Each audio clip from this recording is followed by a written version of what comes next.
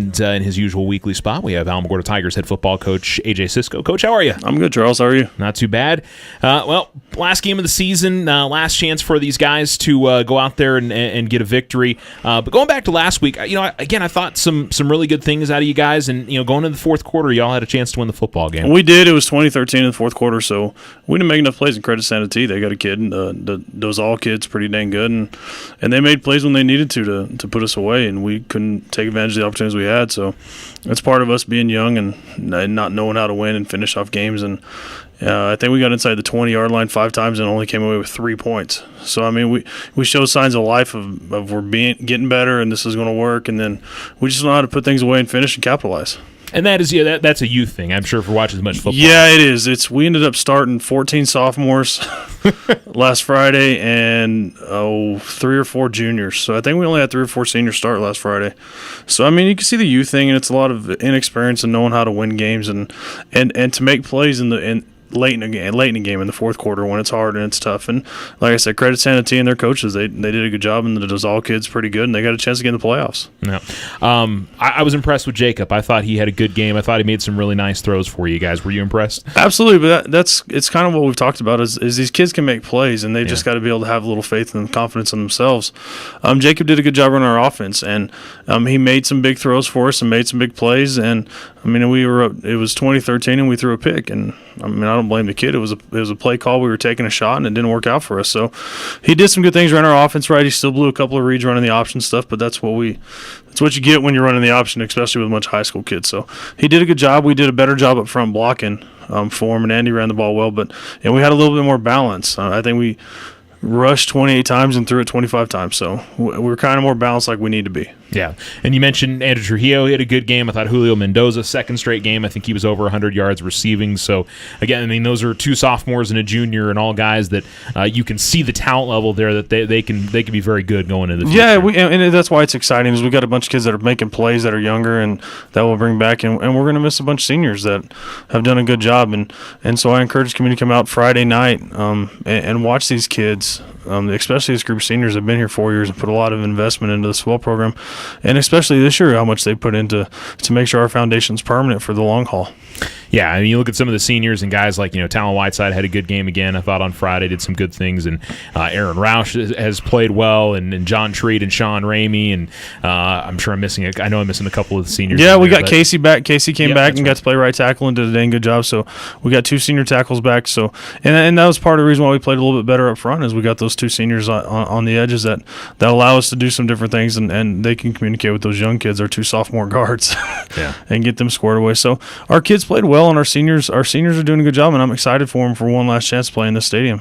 Yeah, and I think we've seen this team be able to you held back, and the mistakes weren't as bad last week in terms of turnovers. That didn't dig yourself a huge hole or anything like that, and it certainly doesn't feel like anybody in this district is by far and away better than anybody else. You all feel like you have a chance to compete and maybe beat Deming on Friday. Yeah, we do. They're probably the biggest team in our district. I mean, they got 2 great big giant tackles, very similar to Roswell High. And a big running back's pretty good and quarterback's pretty good. And the good part about what we did last Friday is we kind of went to a 2-platoon system and played a bunch of kids, and Deming doesn't. So hopefully we can kind of wear some people down later in the second half. Physically, they're pretty dang good up front, so we got to be able to match them up front, and that's our big challenge all week. It goes back to like when we played Goddard, and we talked to our kids about how physically we got to be able to bang with Goddard a little bit, and so we got to do it again this week. And our kids I think are excited for the challenge, and we're not backing down from anybody, and we're treating it just like it's game 1. I mean, we were up in the weight room this morning, still lifting, doing our thing, and all those kids are there, so it's exciting, and our kids are excited for one more go round in Tiger Stadium. Have you seen the team get better against going up against teams that are bigger than them? Have you seen an improvement, or has it kind of been back and forth in the different games? You see it.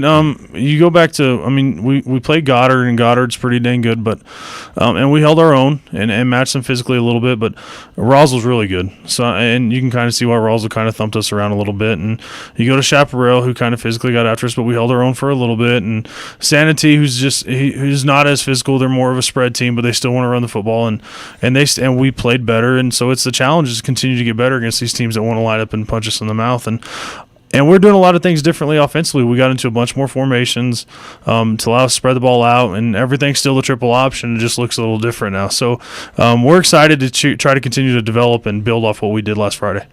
In terms of injuries, is it still going to be Jacob at QB this weekend, or back to Tom, or we're not sure? Or? Well, that we're going to find out Friday. Okay, so don't know. Okay. We're still working out, and we feel comfortable if it's Jacob, it's Jacob. I mean, he did a dang good job last week, and that was really encouraging, especially for a sophomore and for what he can do in the next 2 years in this football program.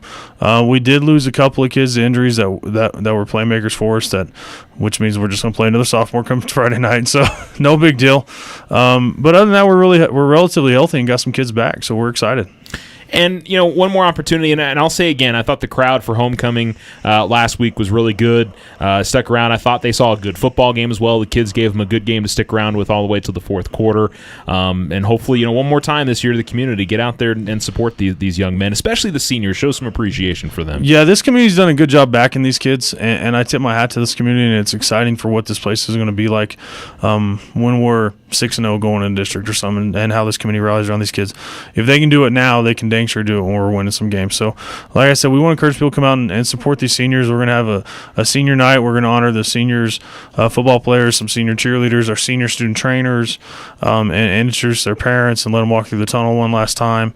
And just let the community come out and support these kids who've put a lot of investment into whatever they're doing athletically or on the sidelines for this high school football program and for the all athletics in this community. So we encourage you to come out. I'd like to give a shout out to the boys soccer team. Absolutely. Up in Albuquerque, we got Brett up there. They play tomorrow against Chaparral. And hopefully we can find a way to get up there on Saturday and go watch them win a state championship. Shout out to the girls soccer team who had a great season. Didn't come through, but it's exciting for how the athletic program are changing. Volleyball had a good season, much improved from last year. And so it's exciting for what athletics is going to be here. Yeah. Should also mention, I bet Tiger Band will probably have their senior stuff going on Friday as well. So and they went up to Zia last week, and they're going to the tournament of bands and cruises on Saturday. So shout out to those guys. We got to go and do some more work. Yeah, those guys are out practicing almost as much as you guys are. Yeah, we're kind of toning it down now. It's towards the end of the year, and you don't spend as much time doing the individual stuff. So they're on the turf till 8 o'clock at night. You drive by the stadium, the lights are on. It's not football. It is Tiger Band out there. It's the pride of the Tularosa Basin. So shout out to all those people and all those kids who are doing a good job. Absolutely. Coach, good luck on Friday night. We'll hopefully see the Tigers come out with a win. Absolutely, Charles.